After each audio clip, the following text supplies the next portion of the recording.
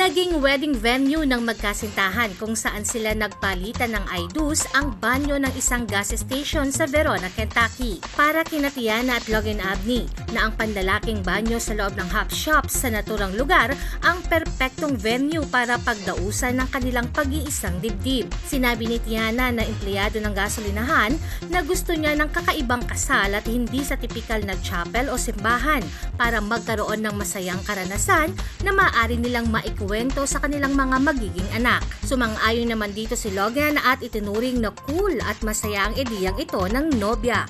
Ngayon ang banyo sa hop shops ay hindi na lamang isang ordinaryong bathroom dahil sa isang pindot lamang ay nagtatransform ito sa maladiskong lugar kung saan magbubukas ang mga disco lights na may kasamang tugtugin. Madalas daw marinig ni Logan ang mga katagang hindi mahalaga kung saan ka ikakasal.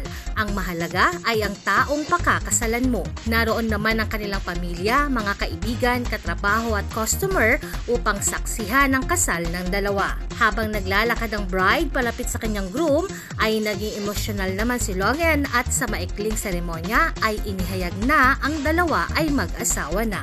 Pagkatapos ng unang halik bilang mag-asawa ay namatay ang ilaw at bumukas naman ang disco lights at nagsayaw ang bagong mag-asawa. Jovelyn Astrero para sa Balitang Unang Sigaw.